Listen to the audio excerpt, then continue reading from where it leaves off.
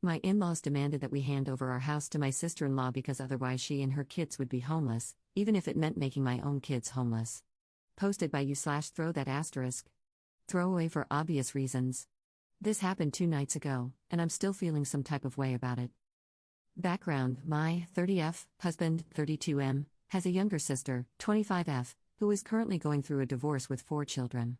My husband and I also have 4 children. We live on a very quiet country back road in our little town, with his family being the only other residents on the road. Both of his sisters, their families, and his parents all live within walking distance of our house. My husband and I have been married for 7 years and have 4 young children. He bought the land we live on from his parents when he was 18, and when we got married, we built a house on it. We designed our house with a big family in mind and intended for it to be our forever home. Moving or looking elsewhere has never been a consideration. My sister-in-law is struggling, to say the least.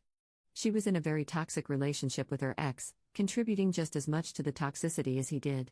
He filed for divorce, moved out, and left their 4 kids with her. 2 nights ago, my mother-in-law called my husband and asked if we would come over for a chat.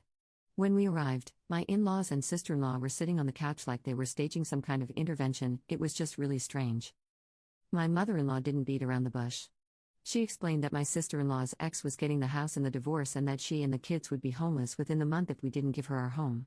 It honestly took me a second to comprehend what she had just said because it was so out of left field. My husband didn't need that second. He looked them dead in the eyes and simply said, "No." My in-laws started saying things like, "You guys don't need all that house, you guys can move into one of the new neighborhoods in town, and, you guys can just build a new house." I offered to open up our playroom and guest bedroom to them until they could find somewhere to live. We have air mattresses, and the guest room has a full bath, but apparently, that was not good enough. That's when we got up and left. As we walked out, they began yelling after us, saying we don't care about the children, that family helps family, and that we're being greedy and selfish, etc. Honestly, I'm so proud of how we reacted because my first instinct was to go off and say some hurtful things. Instead, we just went home, to our home. We love my sister-in-law's kids and obviously don't want them to be homeless, but they don't need my house at the expense of my own children and family. I don't see why my sister-in-law's family deserves my home. What about my kids? Now my in-laws are calling and texting, saying we don't care about the kids, that we're selfish and greedy, and that we're making her homeless. Relevant comments. Commenter.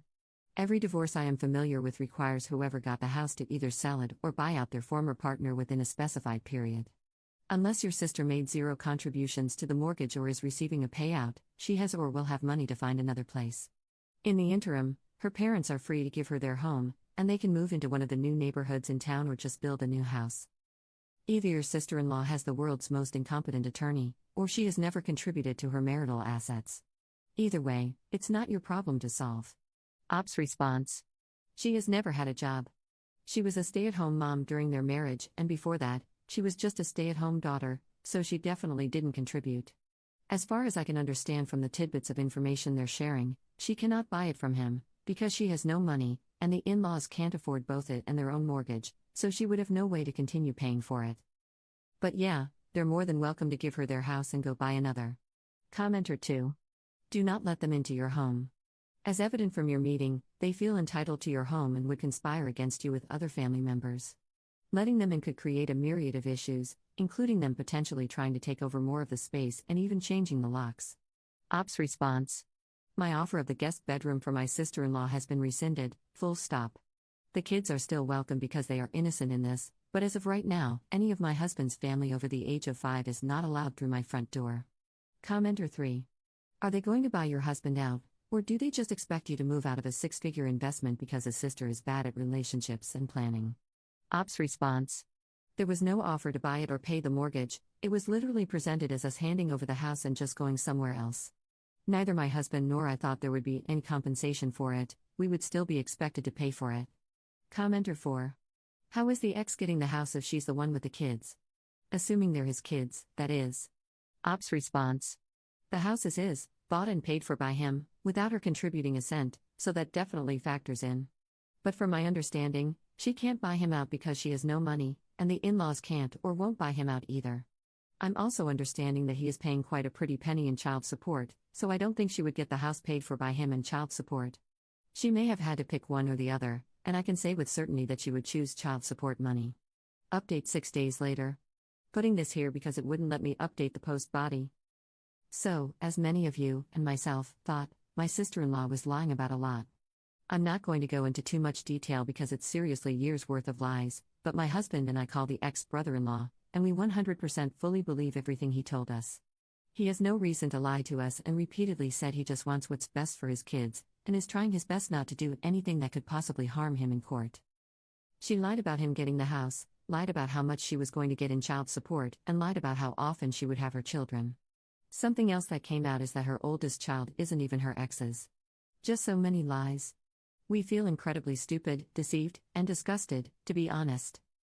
We told my in-laws everything he had said, and they were upset to find out she had been lying, but they kind of doubled down, saying, she must have had a good reason, she's backed into a corner, she's really going through a tough time, and a bunch of other BS. My sister-in-law was called and asked to join us. She, of course, took zero accountability for the lying and sneaking and instead screamed at us about how gross we were for going behind her back to her ex, how she would never trust us again because we betrayed her. She also let us know that she was asking for our house because she truly felt like we had actually built it for her.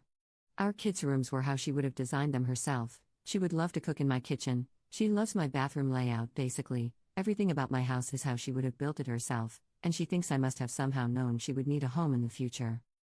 At that point, I was just done, and so was my husband. You can't argue with backcrap crazy. We left to a whole lot of screaming about no longer being family and not expecting to see them again.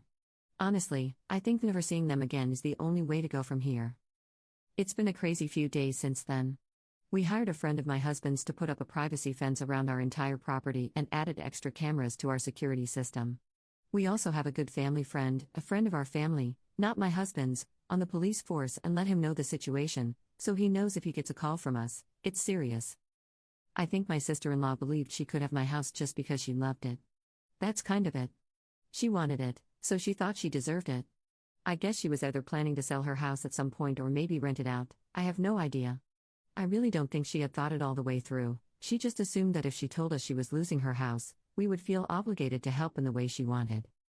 So, I hope this clears up some questions. I know I feel at peace with the situation. My husband has been grieving a bit. He's sad that his parents have chosen a liar over a man who has done everything for his family, never hesitated to help, and has only ever been a doting son, but I think this is for the best. They don't treat him the way he deserves, and I'm glad to be rid of them. I'm sad for my kids and the situation this puts them in, but my family has enough love for everyone. Thank you to everyone who took the time to comment, message, give advice, and ask questions. Hopefully, you guys won't hear from me again. Relevant comments. Commenter. It's not even a surprise that the sister-in-law was lying. When Op said her ex-brother-in-law would have gotten the house in the divorce and that the kids would be homeless, that should have been an eye-opener because, unless there's proof of neglect or abuse of any kind, family courts wouldn't send children to stay with a parent facing homelessness.